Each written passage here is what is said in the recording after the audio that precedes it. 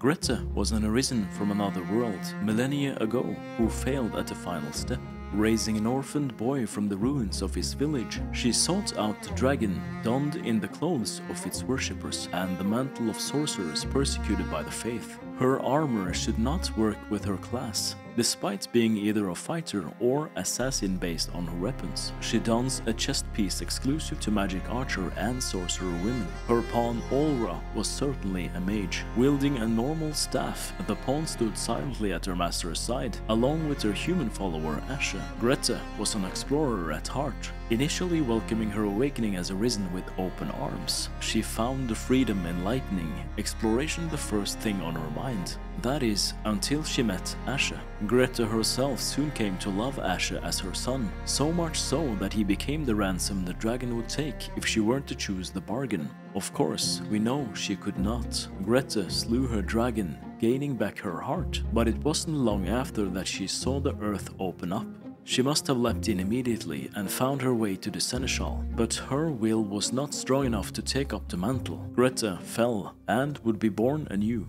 Ashe did not have time to speak to or even see Greta between her slaying the dragon and entering the Everfall, further implying her dragon's lair was atop the world axis. Ashe, in fact, did not even know if Greta had slain her dragon until Olra came back. And what of the worm? Had our mistress felled the beast and stayed Calamity? The pawn held no answers, her mind and soul as broken as her body, yet no more of the earth was swallowed up. No more was the sky stained black. It seemed the world had been ransomed, or left at least to fester in the custody of humankind. Greta went on to meet the seneschal, facing him in combat. We know she made it past the first two fights and refused the peace ending. We know this because Olra was wounded as well. She must have faced the seneschal and their pawn alongside Greta. And of course, Greta wasn't strong enough. She fell, and as she fell, her pawn was rejected from the Everfall and sent back to Ashe. Greta would then become the next dragon, and 25 to 50 years later, as the dragon's pattern of arrivals has shown us, she would strike. Ashe was older now, having grown a full beard, and having fallen in love with Olra,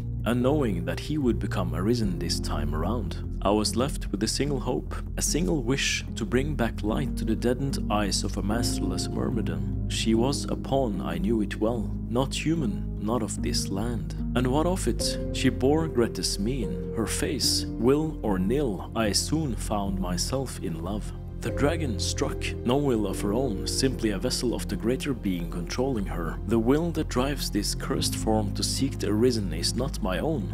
My will, my love, and all I am is crushed beneath its weight. Its force does not allow me even the luxury of regret. I am near drunk with it, though I war against it still with every shred of what I was. In my final act as a thinking being, I chose him for my destroyer. Ashe had survived a second dragon, and Greta herself roosted atop her nests. Wherever it was in their world that the dragon lingered, she waited.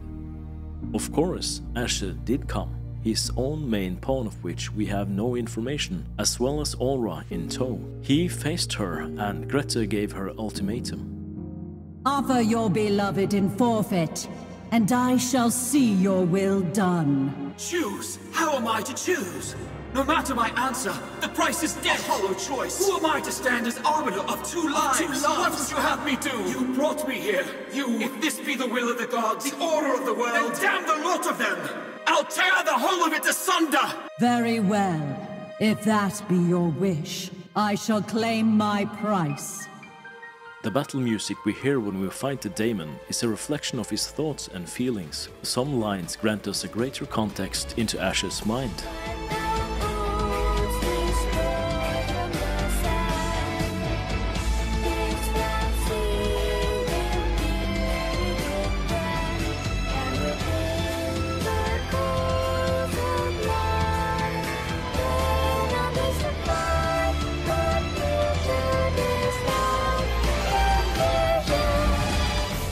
This line can be broken down as Ashe asking Greta if she ever saw him older as an arisen himself. He asks what future did she see with him at all, but that doesn't matter anymore. As Ashe changed into a monster, theories begin to split over what happened next. Some believe Ashe to have fused with Grete to create the daemon, citing the spectral dragon and dragon's maw visible in the awakened form, as well as the pawn dialogue that says they sense the dragon. In addition, a feminine voice is heard chanting during the awakened form's death cutscene. A final slight observation is Daemon's access to spells that great dragons do not normally have access to, such as Seism and Petrification. If Grete was a sorcerer for a time, she may have carried a few of her spells into her draconic form, even if she wasn't a sorcerer upon her death. Another theory posits, as in the Daemon video, that the daemon is turning into a creature not unlike the Ur Dragon. In its rampant consumption of the Arisen trapped on the island, this theory posits that the dragon head and spectral dragon are an Ur Dragon growing from the body of Daemon, slowly turning into the Arisen hunting beast we've seen. The feminine voice could be a lingering memory of Grete, issuing the magic upon Daemon in this case, with the pawn-like creature being Ashe's own main pawn in either theory. In this case, Grete's fate would remain unknown, perhaps slain in her own world by a future Arisen she creates. Regardless of her death being by our hands or the hands of another Arisen, it's safe to assume that Grete lived for a long time after all of this and never truly got a happy ending. Love can push an Arisen all the way to the final fight, but neither her or Ashe had the will to take the mantle of Seneschal. The cycle continues whether she remained a dragon or not, but perhaps what she did to Ashe made a difference. After all, he met our Arisen and struck that spark of doubt for the cycle in our empty heart. Perhaps what has transpired will serve some greater use. Let it be as a wedge struck into the chains that bind our endless hollow world, that those to follow may shatter them. I failed in my quest to explore the unknown, but if it serves some use in ending this cruel cycle, I can believe my life held meaning.